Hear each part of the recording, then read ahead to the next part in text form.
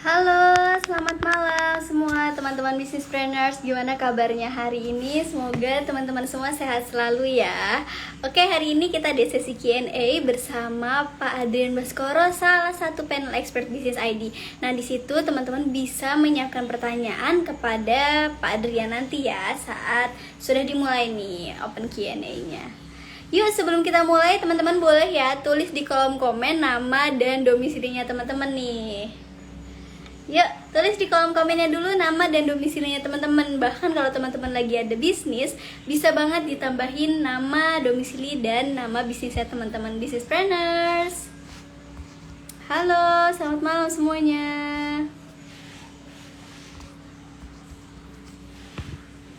Halo Kak Sabrina, Kak Mira dari Pekanbaru, dari Makacha Bakery. Wah, usahanya di bidang food ya Kak. Hebat-hebat. Ya, sebelum mulai tulis dulu nama dan domisilinya teman-teman. Halo Kak dari domisili Bandung. Wah, hebat-hebat. Yuk kita invite Pak Adrian ya dari Pekanbaru. Halo, selamat malam Pekanbaru.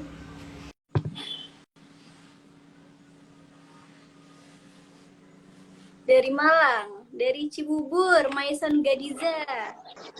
Halo, selamat malam Pak Adrian. Selamat malam. Suara saya jelas? Jelas, jelas. Saya gimana? Oke. Jelas, jelas, jelas, jelas. Oke, kita sapa dulu teman-teman sebentar ya Pak. Ini Boleh. ada yang dari Malang, ada yang dari Jakarta, ini ada usaha serbacetak.com. Dari Malang, dari Cibubur. Ya, tadi sempat nge-freeze ya Pak? Ya, barusan. Oke, selamat malam Pak Adrian, gimana kabarnya hari ini? Alhamdulillah sehat. Minal aidin wal faizin dulu. Mohon maaf lahir batin teman-teman semua Ya, yang merayakan Idul Fitri. siap-siap. Oke, terima kasih. Oke Pak Adrian, Mm-mm. sebelum kita mulai kan Pak Adrian nih baru pertama kali live ya bareng Instagram Bisnis ID. Biasanya nih di Zoom ya, Mm-mm. di Zoom bisnis. Ya kemarin bisnis ID udah dong. Pertama, udah sering sama bisnis ID. Cuman dulu sama Pak Budi, sama Pak Baskoro, terus beberapa kali sih. Sama Salwa yang baru pertama nih kayaknya. Ya, Hmm, baru pertama kali bener-bener. Oh, mm-mm. siap. Mungkin mulai terus juga banyak teman-teman yang baru join. Sebelumnya boleh nih Pak Adrian tolong perkenalkan diri dulu, misalnya apa experience Pak Adrian di bidang bisnis, terus sebagai apa di bisnis ID. Boleh diperkenalkan ya Hmm, Pak, silakan Pak Adrian. boleh, boleh. Selamat malam semuanya. Assalamualaikum warahmatullahi wabarakatuh. Salam sejahtera, teman-teman businesspreneurs. Nama saya Adrian Baskoro. Saya sering dipanggilnya karena panjang namanya. Dan supaya nggak ketukar sama Pak Baskoro yang satu lagi yang punya bisnis ID, saya biasanya dipanggilnya dengan AB ya. Uh, Background saya cukup lama, 35 tahun sebagai profesional, dan mostly dia ada bidang di FMCG, mulai dari Coca-Cola, Danone, Bayer ya, terus kemudian Anlene, susu Anlene, kemudian di properti saya Lipo sebagai Chief Sales Officer, terus saya di Samsung, terus di Indofood, ya saya juga pernah di ExxonMobil. Bedanya kalau Pak Budi mengawali di ExxonMobil, saya mengakhirinya di ExxonMobil gitu ya. Nah, terus saya sebetulnya seorang generalis yang mulai dari disiplinnya, mulai dari sales, marketing, brand, HR, finance, ERP, semuanya. Tapi spesialisnya saya sekarang adalah di route to market. Route to market, ini kaosnya yang saya pakai nih, route to market ya. Jadi route to market ini adalah bagaimana kita bisa membuat atau memasuki satu pasar dengan advantage yang dimiliki oleh bisnis kita, mau produk ataupun jasa. Ya, Jadi melihatnya bukan hanya dari sisi sales, tapi dari sisi keseluruhannya gitu. 35 tahun, tahun 2019 terakhir saya bekerja, tapi 10 tahun terakhir itu saya sudah banyak bantu. Dulu berawal dengan sama-sama Pak Budi itu kita membantu UKM ya 10 tahun yang lalu. Sampai dengan hari ini saya masih banyak membantu UKM, mendampingi, konseling ya. Terus kemudian diskusi untuk membantu teman-teman di small medium business, tapi saya juga masih banyak bekerja sama dengan corporate gitu ya. Jadi itulah saya. Oke, gitu Mantap. Sawa. Ya, terima kasih Pak Drian. Experience ini Terima udah kasih. ya, teman-teman. Oke, Ya. tadi kita sempat ngobrol di WhatsApp. Hari ini topik pembukanya adalah ternyata yang namanya SKU profitability itu penting ya, gitu ya Pak. Mm-mm. Oke, sebelum kita mulai Q&A, boleh dulu nih Pak dibuka topiknya supaya teman-teman nih makin panas dan semangat untuk Oke. tadi. Kenapa saya bilang apa ya, kita mau ngomonginnya Q&A kira-kira kenapa kan waktu itu ya Salwa ya kemarin ya. Karena setelah memasuki pandemi, melewati pandemi, terus kemudian menghadapi pandemi menjadi endemi, banyak UKM, small medium business, juga big corporate, perusahaan-perusahaan besar itu berdiskusi. Waktu saya berdiskusi dengan mereka, itu ternyata setelah dilihat, mereka pelajari, banyak SKU. SKU itu stock keeping unit, atau kalau misalnya di teman-teman itu gampangnya varian deh ya. Variannya ada misalnya kita misalnya jualan nih contohnya kayak Mbak Salwa pakai baju aparel muslim. Ada varian gamis, ada varian hijab ya kan. Nah, itu ternyata eh, tidak semua bisnis yang dibuat itu adalah SKU yang dijual memberikan profit yang cukup untuk company. Bahkan ada SKU yang kalau misalnya dibilang semakin banyak dijual semakin rugi. Nah, gitu ya kan? Ya, semakin ada beberapa company semakin banyak menjual Makin itu semakin rugi, semakin hmm, rugi. Ya, nah, tapi saya bilang sama mereka bahwa melihatnya itu gak boleh satu titik gitu ya. Tapi kalau semakin banyak menjual semakin rugi, itu memang harusnya tidak, jangan sampai seperti itu. Jadi kita mesti melihatnya adalah SKU itu kan simple ya sebetulnya. SKU itu ada COGS atau HPP, terus kemudian kita memasukin margin di situ, kita menjual dengan harga ke intermediaris. Intermediaris itu yang saya bilang, orang bilang banyaknya bilangnya distributor, tapi sebetulnya distributor itu banyak banget ya kan. Distributor itu mulai dari grosir, wholesale, reseller, terus kemudian dropship, itu semua itu sebetulnya semua disebutnya intermediaris, dan masing-masing itu punya role-nya sendiri-sendiri ya. Jadi kita tahu kapan kita harus memberikan margin yang besar dengan kewajiban mereka yang seimbang gitu. Jadi gambarannya seperti itu. Contohnya kayak gini. Saya ambil contoh Aqua ya. Karena dulu saya pernah bekerja di Danone Aqua. Aqua itu tidak semua SKU-nya mulai dari yang cup sampai yang galon, botol, itu marginnya sama, nggak semuanya. Tapi di Aqua dulu itu kita mempunyai konsep setiap SKU itu punya tugas. Tugasnya misalnya yang SKU gelas, yang ke Aqua gelas orang bilang ya, itu adalah market opener. Ya, market opener. Jadi dia bisa masuk ke semua segmen.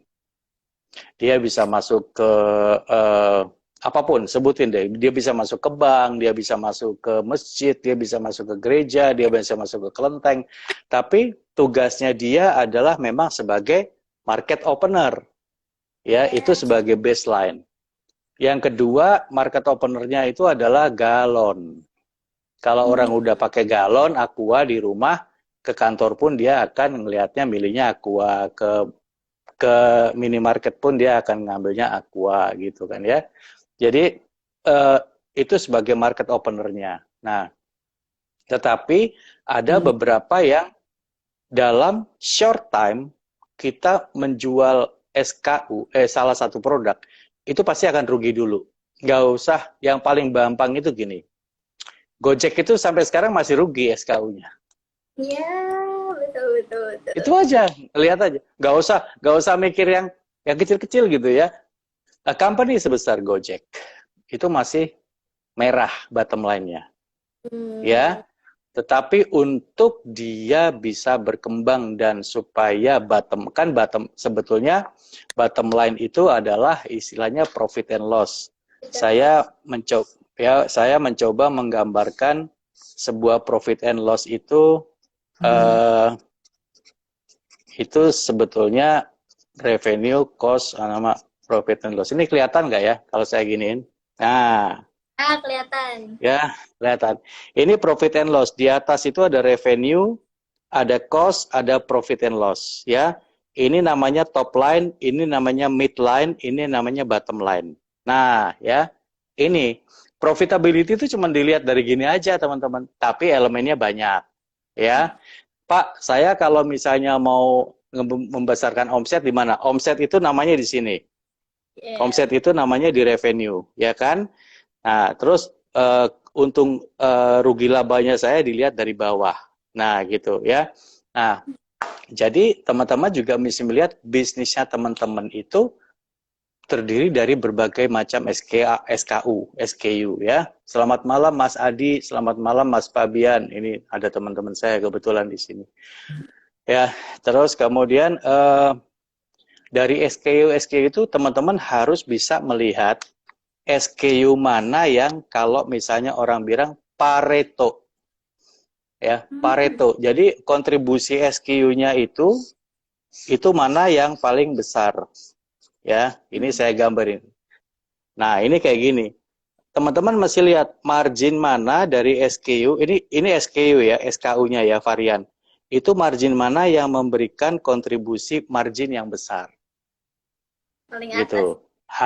Nah paling atas itu yang besar, yang semakin ke bawah. Tetapi biasanya ini gambarnya sekarang saya balik ya. Saya balik. Nah, dari SKU ini yang paling atas biasanya volume sedikit. Ya, betul betul. Itu udah hukum alam.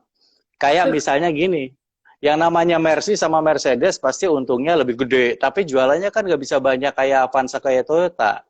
Ya, terbatas, betul betul. Nah, ya kan. Jadi kalau di sini paling besar marginnya, biasanya volumenya di sini kecil. Tapi yang marginnya paling kecil, biasanya volumenya itu besar. Nah, ya, teman-teman harus, ini namanya disebut SKU atau SKU analisis. SKU analisis. Kita harus bisa menempatkan elemen cost kita di produk yang marginnya besar. Supaya biayanya bisa ketutup. Nah, ya. Terus Pak, gimana? Pertanyaannya kan, Pak, bisa nggak menjual SKU yang marginnya besar, tapi volume juga besar? Bisa, tapi jarang. Bisa, tapi jarang. Nggak bisa konstan gitu ya. Contohnya adalah sekarang nih, yang sekarang. Mau perusahaan sebesar apapun, besarnya, startup, apa teknologi company, begitu harga minyak turun dan naik, mereka kepengaruh. Minyak itu untungnya besar, volumenya besar. Tapi kan jarang minyak bumi seperti itu, ya kan? Jarang produk-produk yang bisa membesar seperti minyak bumi gitu. Nah, jadi penting sekali untuk teman-teman melihat. Nah, sekarang mulai dilihat nih, diintip nih. Margin saya itu asalnya dari SKU yang mana nih sebetulnya. Nah, biasanya kalau perusahaan banyak punya SKU, itu nggak akan lebih dari 20%. Hmm. Jadi kalau misalnya saya punya 10 SKU, itu yang pasti ngasih margin saya gede itu 20, oke, sampai 30%. Yang lainnya enggak. Karena apa? Karena pada saat kita membuat produk, kita melihat potensi pasar. Potensi pasar ya, yang kita lihat, tapi belum tentu potensi margin. Hmm. Nah, Betul, ya, betul. saya misalnya dulu buka restoran dan semuanya, tiba-tiba kena pandemi, ya. Restoran ini makanan marginnya besar, tapi saya beralih ke apa? Ke produk jualan masker. Marginnya Hmm. kecil, tapi potensi pasarnya gede pada saat itu, ya, gitu. Nah, ini yang kita mesti lihat dari bisnisnya teman-teman.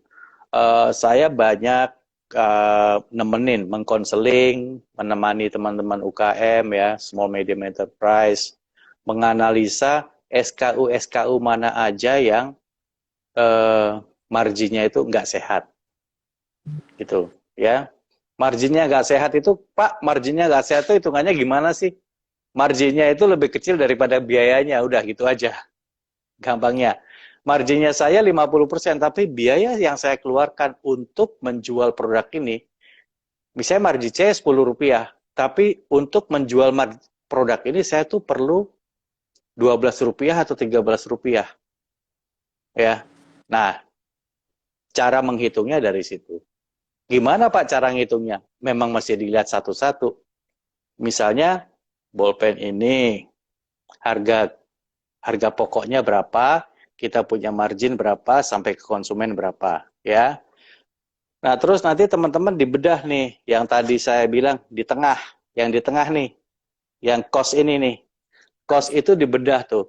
Dapat margin sekian, dikasih ke distributor sekian persen, untuk listing fee sekian persen, ya. Terus untuk trading term, udah dimintain listing fee, suruh lagi promosi, ikutan promosi sekian persen. Lama-lama habis, gitu. Ya, lama-lama habis marginnya. Nah, sehingga selama dia masih belum rugi, marginnya sedikit, nggak apa-apa. Tapi gamenya adalah gimana caranya nih, marginnya sedikit tapi volumenya gede. Jadi kita dapat revenue-nya, dapat omsetnya tuh dari perputaran yang besar. Nah, ya, artinya dari situ kita harus pinter-pinter nih ikut promosinya yang seperti apa, misalnya promosi di marketplace. Nggak semua promosi harus diikutin. Bayangin pada saat 11-11 semuanya berpromosi. Pak, saya kalau nggak ikut, saya nggak ini Pak, saya nggak ngetren gitu loh. Ya nggak apa-apa. Kalau mau ngetren tapi siap untuk marginnya minus sih nggak apa-apa gitu ya. Tapi ada yang memang sengaja dihabisin marginnya, jadi minus SKU-nya, untuk supaya dia masuk ke eh, top 5 atau top 10 di Hmm. kategori itu. Jadi ibaratnya dia lari cepat, ngos-ngosan, yang penting saya finish. Tapi sampai finish dia pingsan gitu, nggak bisa terima medali gitu kan. Jadi jadi itu yang banyak. Dan kita mesti lihat, karena kenapa kita harus lihat SKU profitability per SKU. Itu saya baru bicaranya SKU. Kata kuncinya adalah profitability. Yang namanya bisnis itu mesti profitable. Kalau belum profitable, yang namanya project. Tapi Project. kalau perusahaan terlalu banyak project, namanya bukan perusahaan dong, laboratorium gitu loh, ya kan? Semua dicoba, nggak ada yang untung, ya namanya bukan company, itu namanya lab, ya. Jadi yang namanya bisnis harus untung. Nah, Pak, gimana kalau misalnya SKU-nya cuma satu? Contohnya apa? Yakult, Yakult, tahu kan? betul, tahu. Emang pernah ngeliat Yakult 1 liter? Gak pernah lihat. Nggak pernah kan? Yakult 600 liter. Yakult ya cuma satu itu. Cuma satu itu. Mati mati hidupnya dia dari satu SKU itu. Hmm. Yang dia lakukan adalah dia tidak mau mengurangi SKU, tapi channelnya yang dilihat sama dia. Channel mana yang profitable, channel mana yang tidak. Nah, ya, apakah dia harus masuk ke modern trade, apakah masuk ke semua modern trade, ataukah saya masuknya hanya selected modern trade aja, ataukah saya hanya masuk ke modern trade yang isinya orang Jepang aja. Dulu pertama kali pada saat saya di salah satu company yang saya pernah bekerja, kita pernah sama-sama membantu Yakult untuk masuk ke marketnya pada saat itu, ya. Jadi kemudian mereka menciptakan channel-channel sendiri, kayak misalnya apa? Ada yang Lady Yakult, ya kan? Lady Yakult yang pakai sepeda. Nah, ya kan? Daripada saya bayar listing fee, daripada saya bayar di sana, mendingan duitnya untuk membiayai Lady Yakult. Mendingan komisinya ke situ, tapi jelas. Nah, ya. Jadi mereka tidak lagi bermain di SKU profitability karena cuma satu SKU-nya. Yang dimainin sama mereka adalah road to market-nya. Gimana cara saya masuk ke pasar? Channel mana saya yang harus masuk? Daerah mana saya yang harus masuk? Gitu kan? Terus kemudian promosi apa yang seperti saya harus ikut? Kalau Mbak Salwa sama teman-teman lihat, jarang sekali saat ini Yakult itu berpromosi. Betul. Ya kan? Karena mereka sudah masuk ke top of mind. Ya. Gitu. Oke. Gitu. Jadi gambarannya seperti itu. Jadi kalau kita bicara profitable, kata kuncinya sih sebenarnya profitable. Cuman kan kita kemarin tuh ngobrol yang lagi tren saat ini ya orang-orang ngurusin, yang saya tahu orang-orang pada ngurusin profitability company. Tapi profitability company itu datangnya adalah dari SKU, dari barang yang dijual. Iya kan? Kalau dia nggak jualan, mau produk atau mau jasa, saya harus tahu bahwa satu SKU saya ini bisa memberikan keuntungan berapa persen. Ya, gamenya adalah ini tadi. Semakin SKU-nya penjualannya besar, biasanya marginnya kecil. Semakin SKU-nya jualannya kecil, volumenya biasanya marginnya besar. Yang bahaya adalah kalau misalnya jualannya kecil, marginnya kecil. Nah, itu yang bahaya. Udah jualannya sedikit, marginnya sedikit pula. Ya udah ngapain diterusin? Ya, ngapain diterusin menjual SKU itu gitu. Ya, gitu Mas Salma. Oke, siap. Terima kasih Pak Adrian. Sama-sama. Ini Kita menarik. ada waktu berapa jam sih? 10 jam ya? 20-40. Oh, gitu Ini udah ya. Jadi, tanya.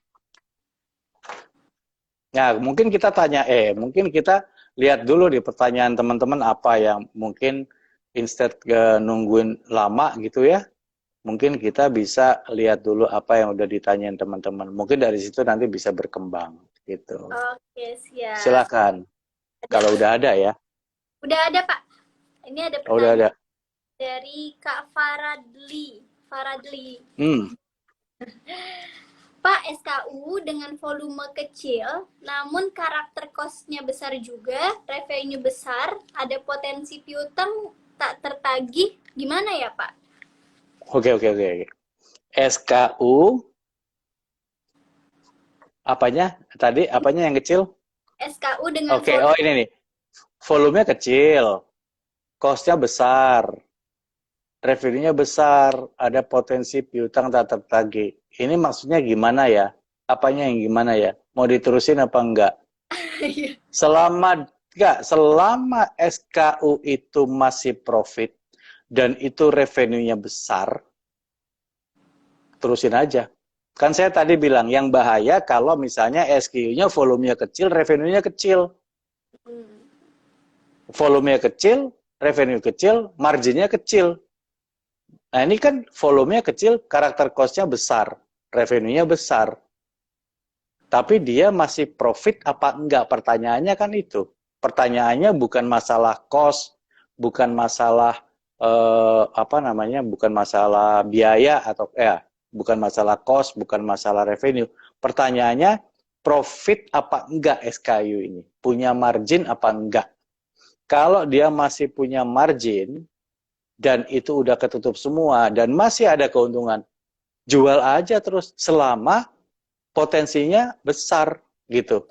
Tapi di sini kan pertanyaan, ada potensi piutang tak tertagih. Ini mesti dipisahin nih. Ya, jadi mesti dipisahkan, dipisahkannya gini, dipisahkannya adalah potensi piutang tak tertagih itu artinya bagaimana kita memanage atau mengatur uh, apa namanya, mengatur piutang ya, atau AR management lah, account receivable management. Tak tertagih itu faktornya banyak nih. Kalau misalnya kita ngomongin tak tertagih, ya nggak tertagih itu misalnya kita bicaranya adalah tagihannya yang nagih lupa, ya. Terus yang ditagih orangnya nggak ada terus, ya. Terus kemudian apa namanya, kalau misal, aduh, kok tiba-tiba ini kenapa nih? Kena filter Pak kayaknya. Oh, oke, saya mencet kok salah filter. Oke, jadi misalnya penagihannya itu kadang-kadang gini, ada bisnis yang nagihnya itu SKU-nya jadi satu semuanya. Satu invoice ada 5 SKU, yang laku baru satu SKU, nggak dibayar-bayar nih, karena yang 4 masih belum laku. Nah, itu bisa jadi juga kayak gitu. Jadi kita harus pisahkan antara AR management, AR, account receivable management, ya, sama SKU management, beda. Gitu. Mudah-mudahan itu menjawab, ya. Jadi piutang tak tertagihnya, saya nggak melihat kalau misalnya Mas Faradli atau Mbak Faradli ya, Mas ini dengan Faradli ini saya tidak melihat masalah di SKU-nya. Yang saya melihat adalah masalahnya di bagaimana mengatur atau memanage piutang. Gitu. Oke? Oke, siap. Terima kasih Kak Farad Yes. pertanyaannya. Ini Ya, makasih Kak Farah. Kak Farad. Oke, lanjut. Ini ada pertanyaan dari Firnanda Robi. Hmm, Maaf, mau tanya,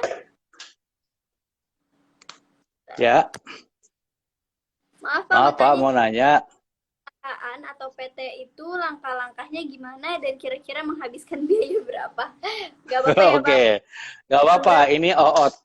Ini OOT namanya. Out of topic. Out of topic. Kak Firmanda, daripada saya salah panggil Mbak atau Mas kan ya. Kak. Jadi, Kak Firmanda, cara membuat perusahaan atau PT itu langkahnya gimana? Terus kira-kira menghabiskan biaya berapa? Yang paling gampang dulu, bikin PT itu gak lebih dari 15 juta. Nah, ya, bikin PT itu tidak lebih dari 15 juta. Nah, terus pertanyaan yang kedua, saya mundur, itu persyaratannya apa aja? Persyaratannya Anda punya NPWP, Anda punya akte, ya, dibuatkan akte perjanjian ke notaris, ya. Nanti di situ disebutkan perusahaannya Anda masuk dalam kategori atau kelas apa, gitu. Itu ada semua peraturannya. Yang perlu Kak Firnanda itulah telaah lagi adalah mau membuat PT, mau bikin CV, itu tujuannya apa gitu. Itu dulu. Ya, tujuannya apa dulu? Tujuan dalam membuat PT, kalau CV itu ibaratnya semuanya mudah. Karena CV itu masih atas nama sendiri, bukan atas nama perusahaan, ya. Tapi kalau terjadi apa-apa, kerugian, itu di CV atau UD, usaha dagang, atau CV. CV itu bahasa Belanda ya, company vereniging. Kalau misalnya UD itu usaha dagang, bahasa Indonesia. Nah itu kalau di CV, karena itu dia tidak terdaftar di negara, maka dia kalau misalnya rugi, kerugiannya itu sampai harta benda di rumah. Anda punya mobil, Anda punya motor, semua harus diambil untuk melunasi hutang Anda. Ya, kelebihannya CV apa? Kelebihannya CV boleh nggak bayar pajak. Nah, kelebihannya. Tapi kalau misalnya ada risiko, ya berarti Anda akan masuk sampai bahkan ibaratnya kaosnya Anda pun harus diambil. Nah, kalau PT hanya sebatas aset atau harta benda yang terdaftar di notaris di PT itu, ya. Nah, terus kemudian dalam kita membuat usaha itu nanti ada penyertaan atau penempatan modal. Penempatan modal itu adalah untuk kalau misalnya filosofinya secara filosofi kita tuh serius mau bikin usaha, gak cuma main-main. Modalnya berapa, Pak? Bisa 50 juta, bisa 100 juta. Ya. CV itu bisa atas nama satu orang. PT itu biasanya 2 orang. Ya, saya sama Mbak Salwa gitu. Oh, Mbak Salwa adalah komisaris, saya adalah direktur utamanya. Nah, gitu. Nah, kita berdua sepakat untuk membuat suatu perusahaan. Satu perusahaan ini Mbak Salwa mempercayakan kepada saya, Adrian, untuk melakukan operasional. Nah, jadi Mbak Salwa itu komisaris, tapi semua masalah operasional itu diserahkan biasanya ada yang namanya direktur utama. Gitu. Nah, itu bahasa Indonesia. Kalau misalnya bahasa Inggris macam-macam, ada president director, ada CEO dan segala macam. Tapi basicnya adalah komisaris sama direktur utama. Gitu. Ya, ada juga yang nanya, Pak, kalau founder itu ada nggak di akte? Nggak ada. Founder itu adalah untuk menunjukkan bahwa oh saya yang ngediriin gitu. Tapi di akte nggak ada tulisan founder gitu, nggak ada. Ya, yang ada cuma komisaris, direktur utama, direktur wakil direktur dan segala macam gitu.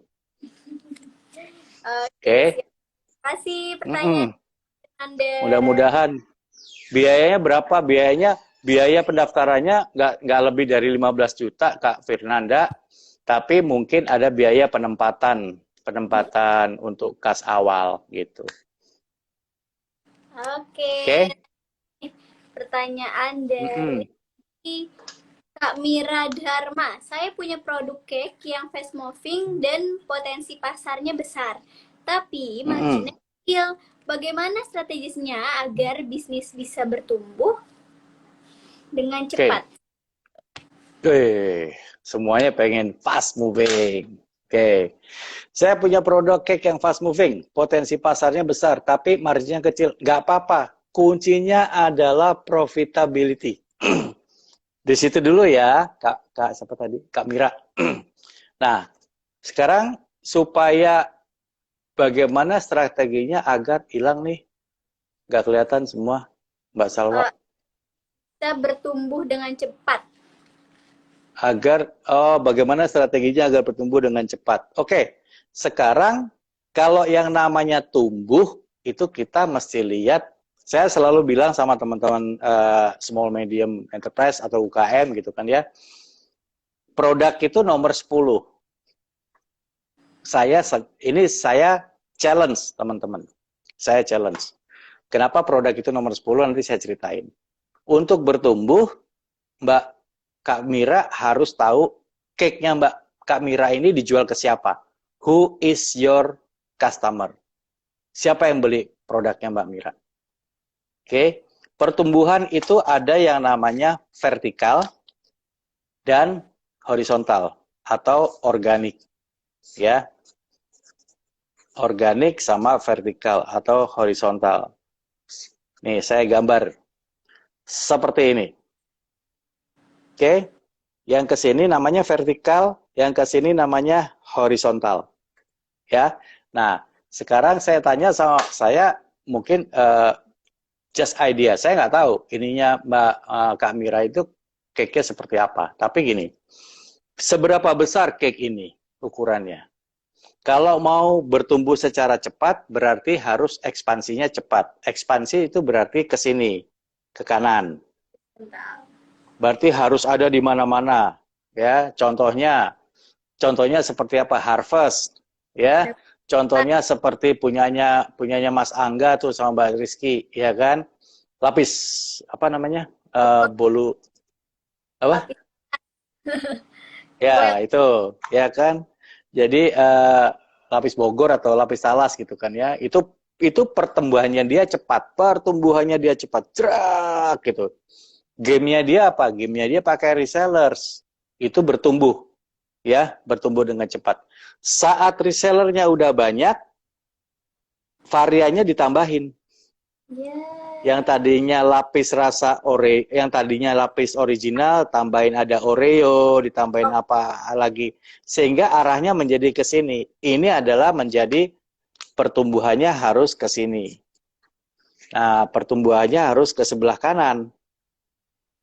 Ya, kalau misalnya mau bertumbuh dengan cepat, itu horizontal atau organik. Itu ada di mana-mana, masuk ke mana-mana. Nah, pertanyaannya adalah pada saat masuk kemana-mana, saya nggak tahu ukurannya, apakah satu loyang besar, ataukah ukurannya itu satu loyang dibagi dua, atau satu loyang dibagi empat.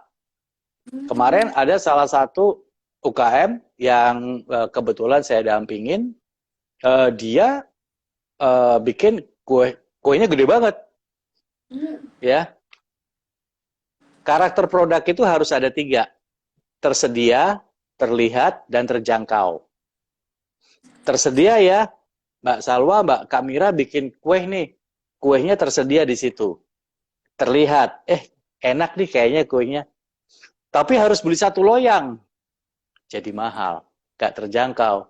Caranya gimana nih?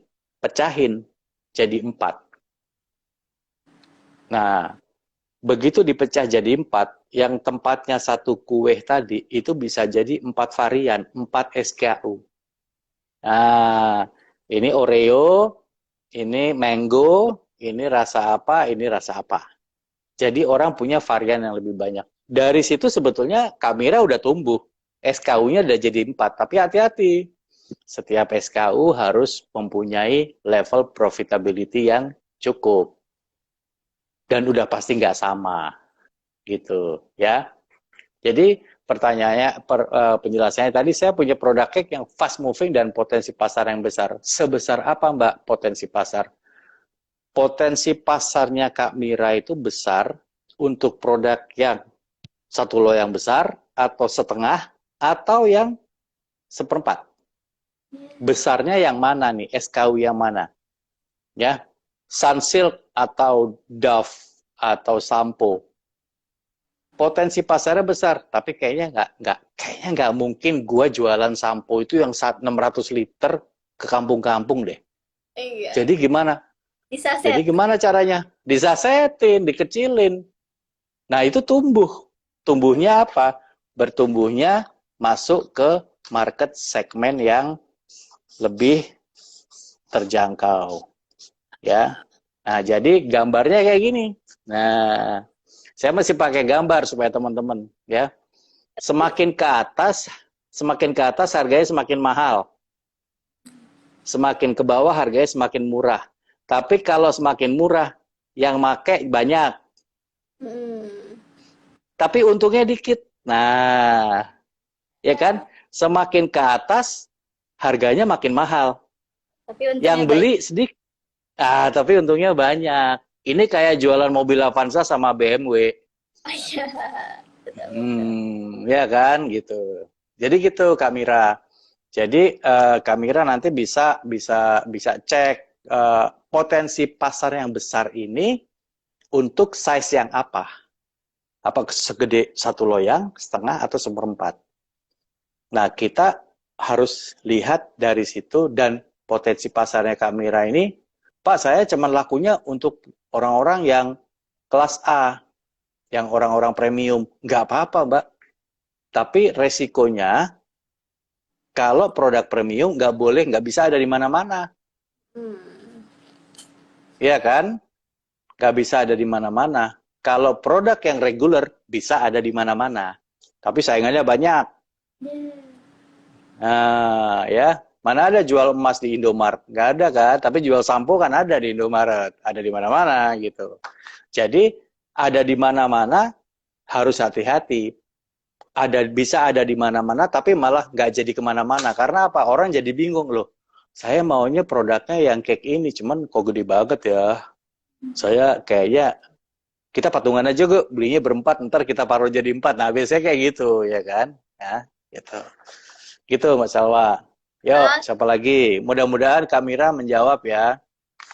Kalau makasih. misalnya nanti masih ada yang mau ditanyain, teman-teman masih penasaran, tinggal DM aja ke Instagram saya nanti. Mantap. Ini konsultan Oke, konsul pribadi nih Pak jadinya. iya. Sebenarnya Oke, bukan konsultan, saya lebih kepada ke arah diskusi lah, kita gitu. Ya. diskusi. Mm-mm. Oke. Lanjut ini dari Bud Bud Setiawan. Master AB yang Wah, ini teman saya nih. Kenapa, Mas Budi? tips dan trik kita mendapatkan angel investor gimana ya? Wih, angel investor itu adalah angel, malaikat. Bedanya angel investor sama private investor, private investment atau udah. Bedanya kalau angel investor itu adalah kalau saya bilangnya kalau dalam workshop, kalau dalam Zoom sama teman-teman, angel investor itu adalah AMPI, anak menantu ponakan ipar. Nah, orang-orang terdekat ring satu kita itu adalah angel investor, Dua, ya. tiga, betul. Jadi ada orang tua, ada kakak, ada adik, ada pacar. Kalau pacar harus ada kriteria yakinkan pacarannya kalian bakal lama ya. Jadi itu ya. Jadi itu adalah angel investor. Sini gue modalin deh, gue modalin. Nah, angel investor ini eh, tidak merequire, tidak meminta kembalinya cepat. Ngeliat kita berkembang aja dia udah seneng. Gamenya beda ya. Tapi begitu teman-teman masuk ke private equity, private investment itu adalah sekelompok orang yang memang menaruh uang, invest something untuk dapat return. Nah, begitu teman-teman masuk ke private investor atau PI ya, private equity, maka Anda harus siap untuk bekerja untuk orang lain. Karena Anda dimodalin sama orang lain. Dan orang lain yang memodelin Anda akan ngejar-ngejar. Balik, kapan nih membesarnya, kapan nih ekspansinya, kapan balik modalnya, kapan untungnya, dan segala macam. Ya, jadi kalau misalnya ditanya, kembali lagi pertanyaan Mas Budi tadi, gimana cara mendapatkan angel investor? Nomor satu adalah bukan gimana cara mendapatkan angel investor dulu. Angel investor itu ada di sampingnya teman-teman. Mulai dari teman-teman alumni. Nih ya, saya kasih tahu. Saya dulu bantuin angel investor. Simple. Mas Budi punya dong arisan keluarga. Oh iya. Nah, arisan keluarga dari istri, arisan keluarga dari bapak, arisan keluarga dari ibu, ya, arisan keluarga dari bapak mertua, ibu mertua, itu semuanya adalah calon angel investor. Pertanyaan saya adalah, yang mau Mas Budi tawarkan apa? Yang namanya investor itu bukan membeli present. Investor yang benar itu adalah dia bisa yakin dengan ceritanya Mas Budi, ini loh bisnis gua ke depan akan seperti ini. Nah, yang dibeli investor itu bukan current. Yang dibeli investor itu adalah future. Makanya banyak tuh sekarang yang bisa jualan, barangnya belum ada, bisnisnya belum ada, tapi udah dapat duit kan. Karena dia Peter meyakinkan para investor bisnisnya akan seperti ini. Gitu. Ada proses. Nah, untuk bisa meyakinkan audiens, untuk bisa meyakinkan investor, itu biasanya sparring partnernya, latihannya, itu sama keluarga dulu. Usahanya kecil dulu. Buka apa? Usaha laundry misalnya. Perlu apa? Perlu lokasi. Lokasi. Nggak usah sewa, pakai aja itu tanah di tempat saya. Itu udah berbentuk angel investor. dia tidak memberikan uang, tapi dia minjemin lahan. Nah, ya kan? Terus lu butuh apa lagi? Butuh mesin cuci sih gua. Ya mau laundry pasti mesin cuci kan. Mesin cuci, istrikan. Itu di tempat si ini anak saya tuh mesin cucinya ada 2, 1 bisa dipakai tuh. Pinjam. Ini angel investor. Jadi angel investor tuh belum tentu berupa Uang. cash, uang, ya. Belum tentu. Pada saat saya melakukan audisi untuk para teman-teman startup, saya melihat ada 3 macam startup. Yang pertama adalah startup yang punya konsep, bisnisnya belum ada. Oke? Tapi dia perlu uang. Yang kedua adalah startup yang sudah jalan, nggak bisa cepet karena ibaratnya orang lari, sepatunya udah jebol. Jadi mesti dibeliin sepatu baru. Kalau dibeliin sepatu baru, kayaknya larinya kenceng. Ya, soalnya dia punya requirement, dia punya persyaratan untuk bisa lari kenceng, badannya slim, semuanya segala macam. Startup yang nomor 3 itu adalah startup yang perlu uang untuk bayar utang. Nah, itu udah ketahuan pada saat saya mengaudisi, misalnya saya sering dipanggil untuk audisi startup. Saya lihat gitu, oke. Dalam waktu 10 menit saya bisa ngelihat, nih orang cari duit. Ini orang memang mau mengembangkan usahanya. Ini orang belum punya bisnis, tapi kayaknya konsepnya bagus. Nah, gitu. Ya, Anda ada di mana nih? Cari duit untuk apa? Karena begitu uang itu masuk, yang namanya investor, itu pengen melihat perkembangan usaha bisnis yang dia invest. Misalnya Mbak Salwa bikin usaha, Pak saya mau bikin nih, saya sekarang udah punya bisnis ID, ya bisnis light ID. Misalnya course yang kecil-kecil untuk anak-anak sekolah yang mau belajar entrepreneur gitu misalnya, ya kan? Tapi idenya seperti ini, saya baru ngerjain nih di tingkat RT saya, Pak. Nah, RT saya ada banyak di situ. Teman-teman saya ada yang mau, tapi saya perlu biaya. Nah, itu konsepnya kita pelajarin. Oh, ini bisa dikerjain. Ya. Oh, ini tidak bisa dikerjain. Terus kita lihat sampai di situ. Jadi, kembali lagi, bukan masalah gimana cara nyari angel investornya. Ya. Kayak lagu aja, malaikat juga tahu siapa pemenangnya kan nanti kan gitu ya. Jadi apa yang mau Mas Budi tunjukkan kepada investor? Once Anda punya proposal yang bagus, itu sebetulnya investor udah banyak yang ngantri. Gitu. Tinggal nanti Anda yang memilih gitu.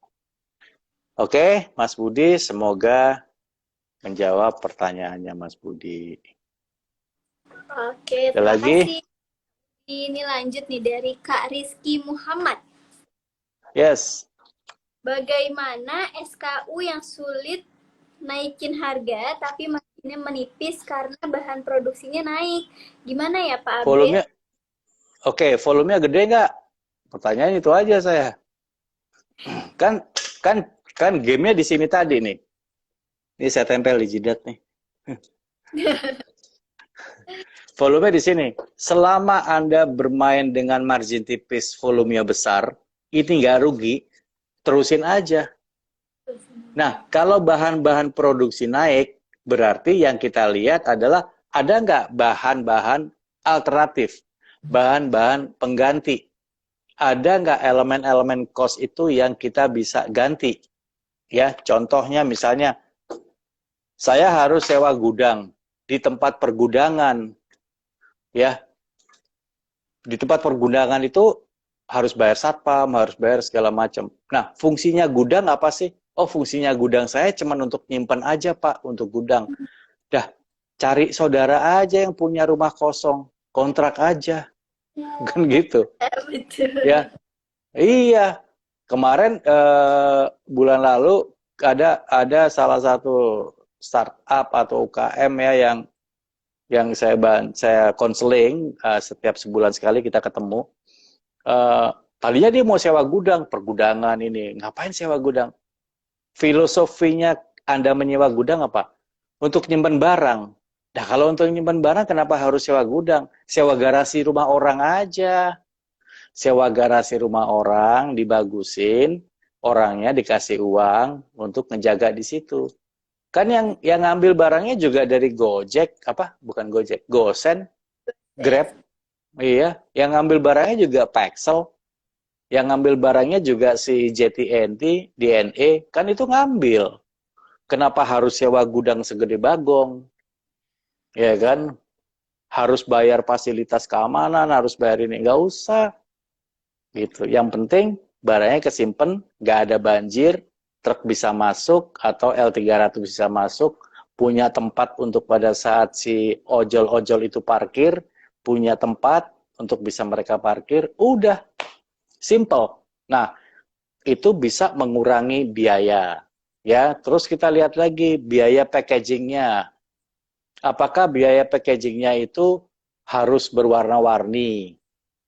Ya, apakah plastiknya kalau misalnya produknya Mas Rizky ini pakai plastik, ataukah ada plastik alternatif pengganti gitu. Ya, dan apakah cuma satu supplier? Ya, kalau kita bicaranya bahan produksi, ya. Tapi kalau kita bicaranya adalah warehouse and logistik yang saya ceritain tadi, ya. Kalau kita bicaranya adalah masuk ke semua customer, masuk ke semua saluran penjualan di market atau channel, kita lihat lagi apakah harus masuk ke channel situ, apakah memang ada pembelinya di situ. Karena untuk masuk ke channel situ, kita harus bayar listing fee, kita harus bayar sewa tempat, kita harus pengiriman barangnya tersendiri, truknya. Itu udah biaya sendiri gitu. Nah, saya banyak ngerjain, ngebantu konseling teman-teman untuk hal-hal yang seperti ini. Jadi udah jalan bisnisnya, terus kayaknya kok saya jalan di tempat ya Pak. Gak apa-apa, yang penting masih jalan. Asal jangan mundur jalannya gitu, maju gitu kan. Kalau mundur udah rugi. Nah gitu. Gitu Kak Rizky Muhammad ya. Jadi bagaimana SKU yang sulit, naikin harga. Ada SKU memang nggak usah dinaikin harganya, tapi diperbaikin aja apa namanya elemen-elemen produknya, elemen-elemen di packagingnya, banyak elemen yang dilihat gitu. Yang penting itu bukan naikin barang, yang penting itu bukan naikin harga. Yang penting adalah marginnya sesuai dengan standar. Naikin harga di dalam selama saya 35 tahun berbisnis di profesional, naikin harga itu option atau memilih untuk naikin harga itu disimpan di locker paling ujung, paling jauh, terus kuncinya dibuang. Ibaratnya kayak gitu. Jadi pilihan naikin harga itu pilihan yang the best from the worst. Yang udah deh. Karena begitu kita naikin harga, belum tentu penjualannya juga naik. Begitu kita naikin harga, ada kompetitor yang ngisi di tempat kita yang lama.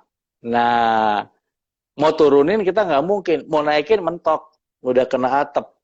Nah, kita perbaiki, lihat dulu, sebelum kita menaikkan harga, dilihat dulu costing elemennya, elemen costnya apa aja sih, gitu. Channelnya dilihat, apakah benar, udah benar masuk channel sini, apakah benar pasti pakai packaging, kayak GoFood, sekarang ada option pick up. Ya, betul-betul. Karena ada beberapa orang yang nggak mau bayar ongkos kirim. Mendingan gue ambil aja deh. Orang yang jualan cuman belok gang sebelah kanan, saya ambil aja. Gitu. Tapi ada juga karena faktor kesehatan. Faktor sanitasi. Misalnya zamannya dulu pandemi ya. Kan kalau lewat tangan banyak itu semakin banyak. Apa namanya, potensi untuk kuman, potensi virus. Mendingan saya ambil sendiri. Nah, kalau saya ambil sendiri berarti kan ada biaya yang hilang. Ini contohnya itu. Ya, gitu. Maka siapa tadi? Jadi Selamat Kak malam Ibu Ebi, Ibu Febi. Ibu Febi. Ibu Ebi. Ibu Ebi. Terima kasih Pak Abe inputnya. Betul, jalan di tempat Pak. Hehehe. Nah, nggak apa-apa, Mas Rizky. Jangan selama jalan di tempat nggak apa-apa. Selama jalan, asal jangan mundur jalannya ya, gitu. Oke, siap. Pak Adrian, ini nggak kerasa loh kita udah Hei, satu eh, berlalu ngobrol. udah 1 jam ya? Oke. Gak kerasa 1 jam berlalu kita udah ngobrol. Sebelumnya mohon maaf Hmm, untuk teman semua yang pertanyaannya belum terjawab. Mungkin bisa disimpan dulu hmm. ya. Next live bersama Kak. Disimpan atau ya disimpan atau bisa ditanya di DM saya di Instagram saya Adrian Baskoro. Siap, siap. Jangan lupa di DM juga boleh ya, teman-teman. Terima kasih, Pak. Eh, mungkin ditulis kali ya, Mbak, Apanya? Instagramnya, Instagramnya, Oh, Instagramnya saya, Mbak yang nulis saja ya, Mbak iya. Salwa yang tulis ya. Nanti saya save Instagram live-nya. Nanti teman-teman bisa cek lagi ya di Ya, live yang sudah saya simpan. Makasih banyak Pak Dir atas waktunya dan insight-nya hari terima ini. kasih teman-teman semuanya.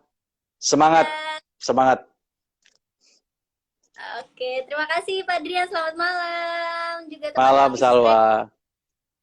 Ya, bye.